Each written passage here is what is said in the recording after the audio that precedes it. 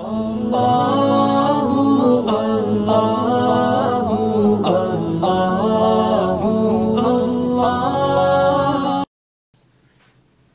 کہنے پر انہوں نے بہت سی دعائیں دیں اور ہمت افزائی کے کلمات ارشاد فرمائے۔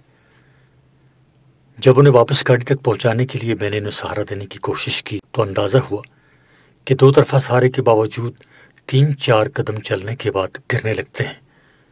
اوپر سے دشواری یہ تھی کہ ہم سے ملنے کے لیے آنے والوں کا ہجوم لمحہ لمحہ بڑھ کر اتنا زیادہ ہو گیا تھا کہ چلنے یا حضرت مولانا کو کرسی پر بٹھا کر لے جانے کی جگہ نہیں تھی۔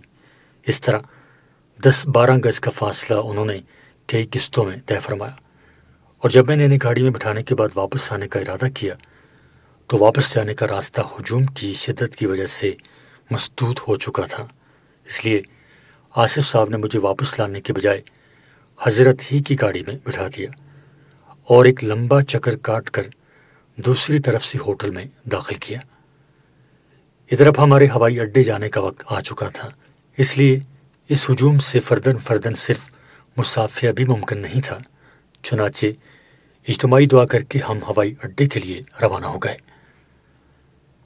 جہاز لیٹ تھا، اس لیے ہوائی اڈے پر کافی انتظار کرنا پڑا، اور پھر تقریباً 2.5 گھنٹے کی پرواز کے بعد ہم مدراس کے ہوائی اڈے پر اترے۔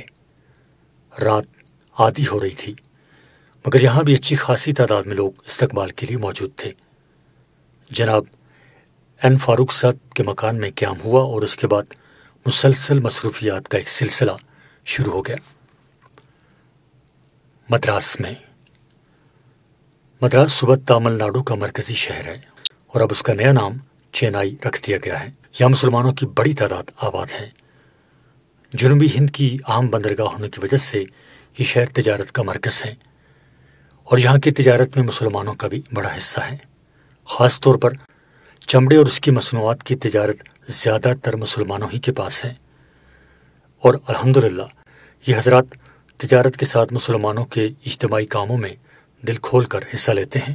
انہی کی کوششوں سے ایک وسیع و عریض عمارت حج ہاؤس کے نام سے تعمیر کی گئی ہے۔ یہاں صوبے بھر کے حجاج حج کو جانے کے لیے جمع ہوتے ہیں۔ ان کی رہائش کا بھی انتظام ہے، اور ان کے سفر کی تمام کاروائیاں ایک ہی جگہ مکمل ہو جاتی ہیں، اور جہاز کے بورڈنگ کارڈ سمیت انہیں تمام کاغذات یہیں سے مل جاتے ہیں اور وہ سیدھے ہوائی جہاز تک پہنچ جاتے ہیں۔ جمعرات 8 جولائی کو اسی حج ہاؤس میں علاقے کے علماء کرام کا ایک اجتماع رکھا گیا تھا۔ اس میں نہ صرف مدراس بلکہ پورے صوبے سے باہر کے بھی علماء کرام اور اصحاب مدارس اور اہل افتاء کی ایک بڑی جماعت شریک ہوئی، اور ان کی فرمائش پر ان کی خدمت میں کچھ گزارشات پیش کرنے کا موقع ملا، جو زیادہ تر اپنے بزرگوں سے سنی ہوئی باتوں کا تکرار تھا۔ دنیا کے دوسرے مقامات کی طرح یہاں بھی تاجر حضرات کو بینکوں سے معاملات پیش آتے ہیں، اور دوسری جگہوں کی طرح یہاں بھی علماء کرام اور تاجر حضرات اس کوشش میں ہیں کہ کوئی ایسا ادارہ قائم ہو کہ جس کے ذریعے وہ یہ معاملات سود کی آمیزش کے بغیر انجام دے سکیں۔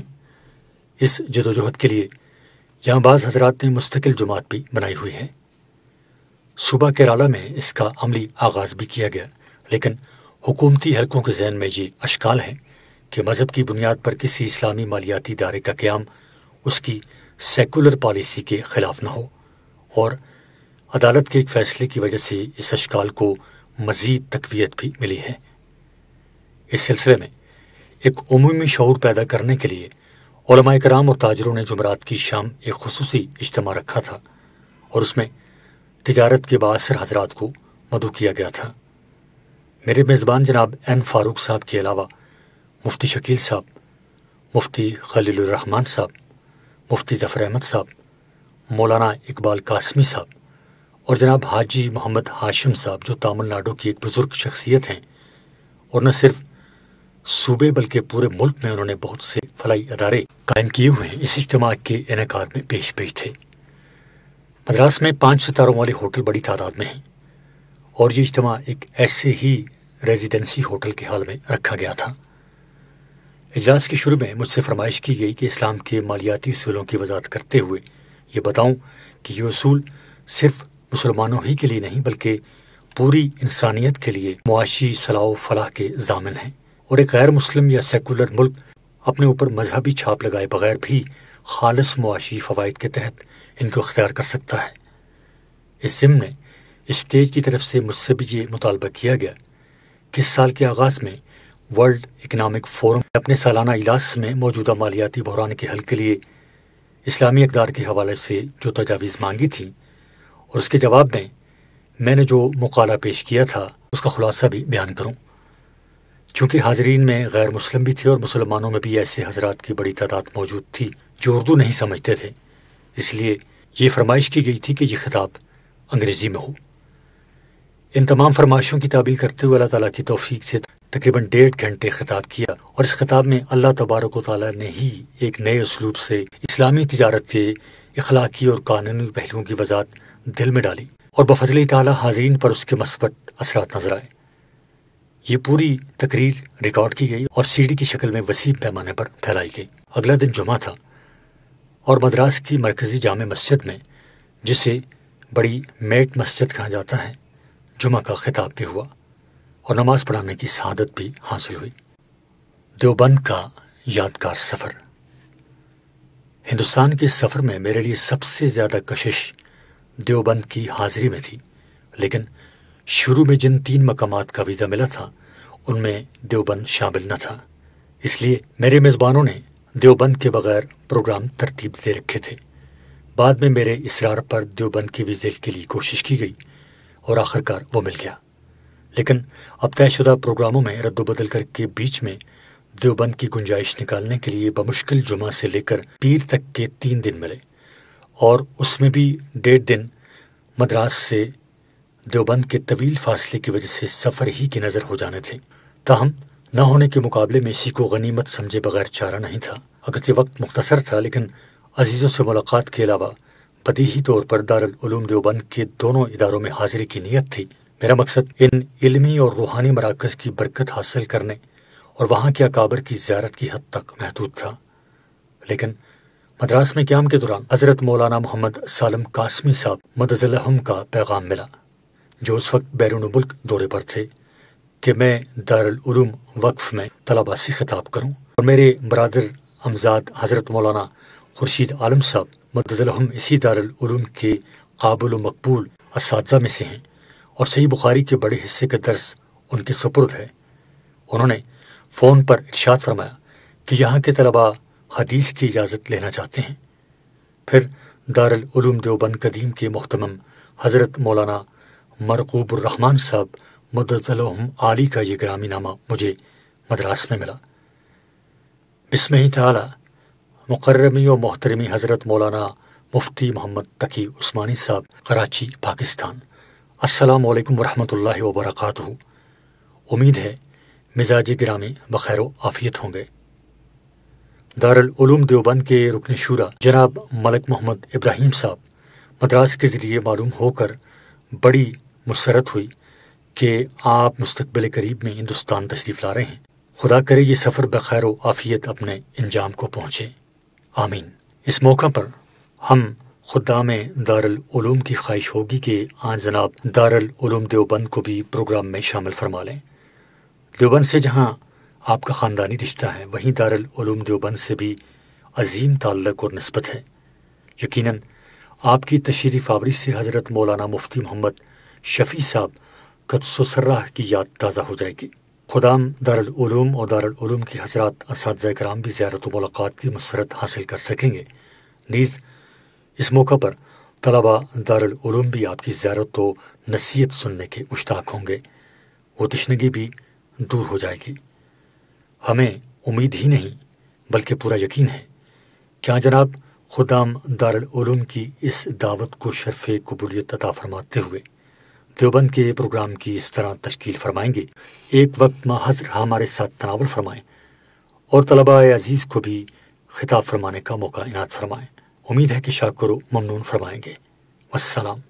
مولانا مرغوب الرحمن، محتمم دارالعلوم دیوبند، 23/7/1431 ہجری، 6/7/2010 دیوبند کے سفر سے اہم ترین مقصد تو اعزاء سے ملاقات کے علاوہ دارالعلوم ہی کی زیارت تھی۔ ان حضرات کے پیغامات سے مزید ہمت افزائی ہوئی اور جمعہ کی شام کو 7 بجے کی پرواز سے دہلی جانے کا نظم طے پا گیا، لیکن کچھ قانونی ضروریات پوری کرنے میں دیر لگی اور وہ پرواز نکل گئی۔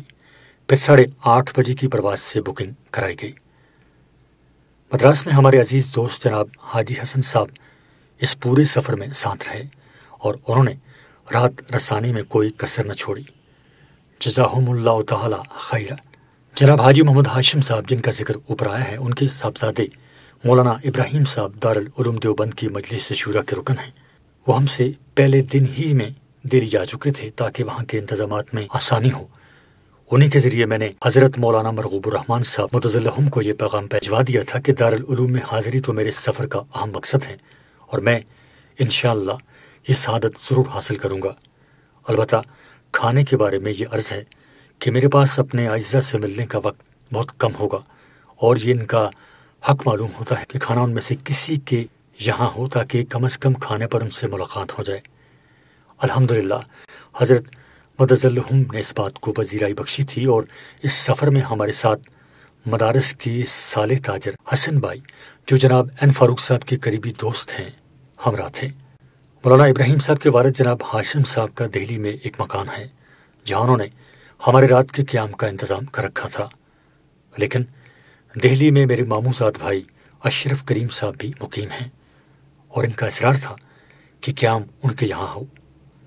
ان کا حق بھی مقدم تھا اور میری خواہش بھی کہ کچھ وقت ان کے ساتھ گزر جائے، اس لیے ہم ہوائی اڈے سے انہی کے گھر چلے گئے اور مدراس سے ہمارے ساتھ آنے والے رفقا ابراہیم صاحب کے یہاں ٹھہرے۔ اشرف کریم صاحب کے یہاں پہنچتے پہنچتے رات کے 12 بج چکے تھے اور لیٹتے لیٹتے 2 بج گئے، جبکہ صبح کو 5 بجے دیوبند جانے کے لیے ریلوے اسٹیشن روانہ ہونا تھا۔ دوسری طرف بعض حضرات یہ اندیشہ ظاہر کر رہے تھے کہ ریلیں عموماً لیٹ ہو جاتی ہیں اور اگر ایسا ہوا تو دیوبند میں جو تھوڑا بہت وقت ملنا ہے اس میں اور کمی ہو جائے گی، اس لیے کار سے سفر کرنا چاہیے۔ ابراہیم صاحب نے بیک وقت دونوں انتظامات کر رکھے تھے کہ اگر ٹرین لیٹ ہو تو کاریں تیار رہیں اور ہم کار سے روانہ ہو جائیں، لیکن الحمدللہ احمد آباد ایکسپریس وقت پر آ گئی اور وہ 6 بجے روانہ بھی ہو گئی۔ ریل کی کھڑکی سے لال قلعے کی دیواریں نظر آ رہی تھیں اور وہ منظر میری نگاہوں میں پھر گیا جب 1 مئی 1948 کو میں 5 سال کی عمر میں اپنے والدین اور بہن بھائیوں کے ساتھ دہلی اسٹیشن سے کراچی روانہ ہو رہا تھا۔ اس وقت بھی لال قلعے کی دیواریں اسی طرح ریل سے نظر آ رہی تھیں اور وہ منظر مجھے اسی طرح یاد ہے جیسے آج دیکھ رہا ہوں، اور آج یہی منظر میں اپنے بیٹے کو دکھا رہا تھا۔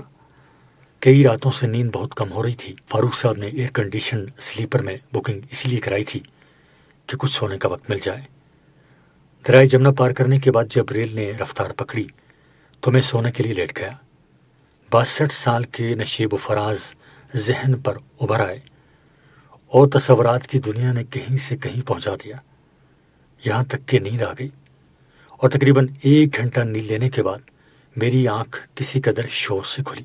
وجہ معلوم کی تو پتہ چلا کہ بہت سے حضرات نے میرے ساتھ دیوبند جانے کے لیے اسی گاڑی میں بکنگ کرا لی تھی اور وہ مختلف اسٹیشنوں پر ہمارے ڈبے میں آ کر ملاقات کی کوشش کر رہے تھے۔ ان سے فردن فردن ملاقات ہوئی، پھر کچھ دیر بعد دوسرے لوگوں کی قطار لگ گئی۔ شروع میں ٹی ٹی اے نے منع کرتا رہا، مگر پھر اس نے مجھ سے آ کر کہا کہ یہ لوگ آپ سے محبت کرتے ہیں، اس لیے اب میں کسی کو منع نہیں کروں گا اور آپ میرے سر پر بھی ہاتھ رکھ دیں۔ چنانچہ تھوڑے تھوڑے وقفے سے یہ سلسلہ جاری رہا۔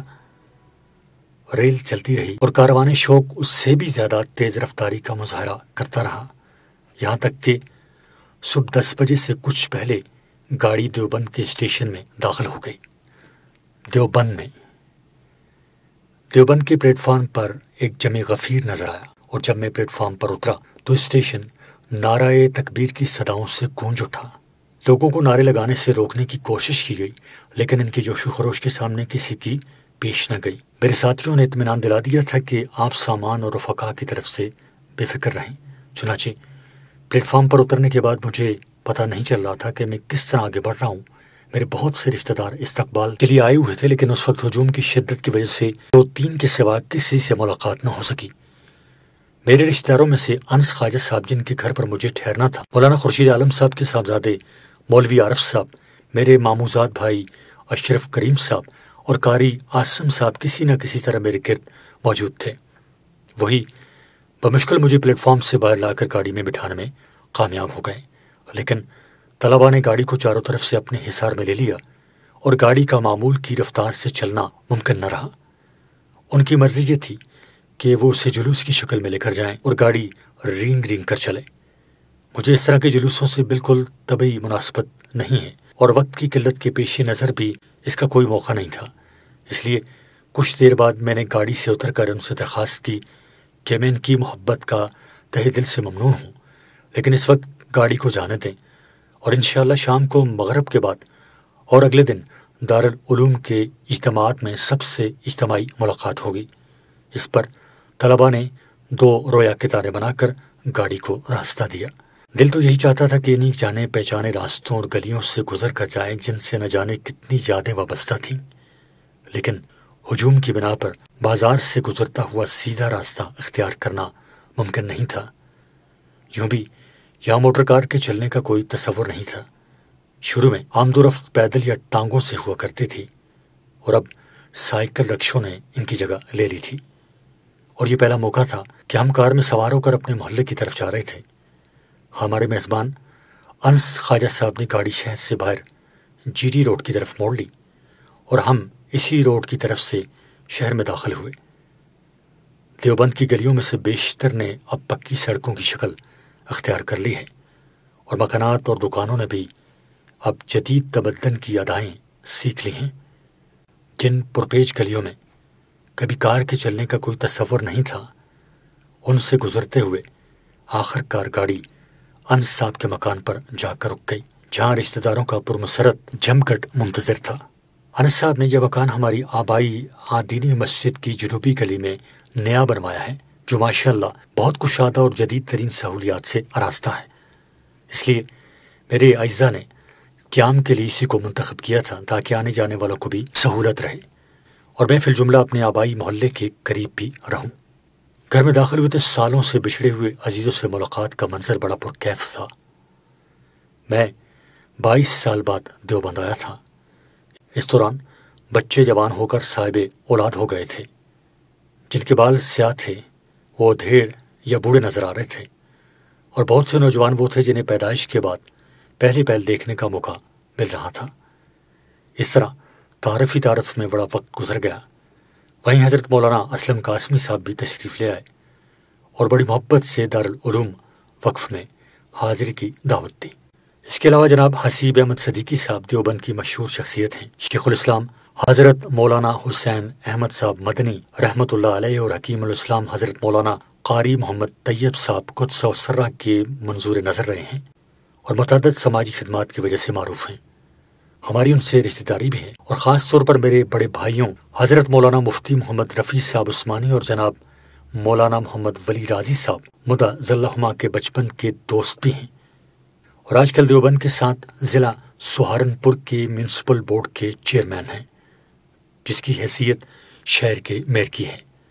وہ بھی تشریف لائے اور بتایا کہ انہوں نے دارالعلوم دیوبند کے ساتھ محمود ہال میں ایک استقبالیہ جلسے کا اہتمام کیا ہے، جہاں مجھے مغرب کے بعد حاضر ہونا ہے۔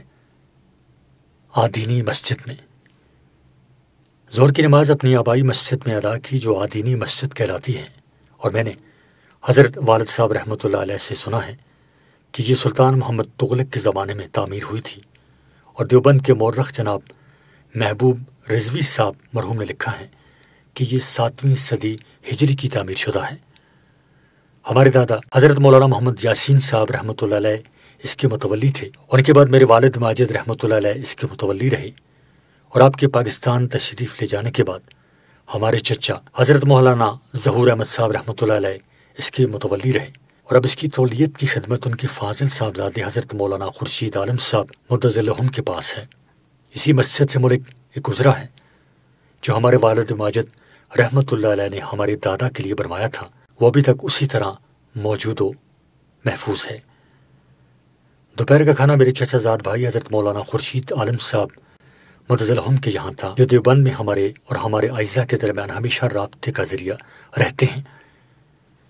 ان کا مکان ہمارے آبائی محلے میں ہے، جو بڑے بھائیوں کا محلہ کہلاتا ہے، اور چونکہ یہاں سے ہجرت کرتے وقت میری عمر صرف 5 سال تھی، اس لیے دیوبند کے دوسرے علاقوں کے نقوش تو ذہن میں دھندلا گئے تھے، لیکن یہ وہ محلہ تھا جو ہمیشہ چشم تصور میں بسا رہا۔ اس وقت اس محلے کی گلیاں بڑی سڑکیں نظر آتی تھیں، اور اسی میں مکانوں کے درمیان ایک چوڑی سی جگہ تھی جسے ہم چوک کہا کرتے تھے، اور وہ اس وقت ہماری نگاہ میں ایک وسیع اسٹیڈیم سے کم نہ تھا۔ لیکن اب یہ گلیاں اور یہ چوک دیکھ کر ایسا معلوم ہوتا جیسے کسی بڑی تصویر کو اچانک چھوٹا یعنی ریڈیوس کر دیا گیا ہو۔ دنیا میں انسان کو اپنی زندگی کے مختلف مراحل میں یہی صورت پیش آتی ہے کہ جب تک وہ اپنے ماحول سے باہر نہیں نکلتا، اسے اپنا ماحول ہی سب کچھ اور سب سے بڑا معلوم ہوتا ہے، لیکن جب اس ماحول سے نکل کر کسی وسیع تر جگہ پر پہنچتا ہے تو پتہ چلتا ہے کہ وہ بہت چھوٹی چیز کو بہت بڑی سمجھے ہوئے تھا۔ آج بھی ہم اس دنیا کو بڑا سمجھتے ہیں اور اس کی وسعتوں میں مگن رہتے ہیں، اور اس سے زیادہ وسیع کسی عالم کا تصور کرنا ہمارے لیے مشکل ہوتا ہے، لیکن جب آخرت میں پہنچیں گے تو پتہ چلے گا کہ متاع الدنیا قلیل والآخرۃ خیر لمن اتقی۔ سورہ نساء آیت 77۔ ترجمہ: دنیا کا ساز و سامان بہت تھوڑا ہے اور متقی کے لیے آخرت کہیں زیادہ بہتر ہے۔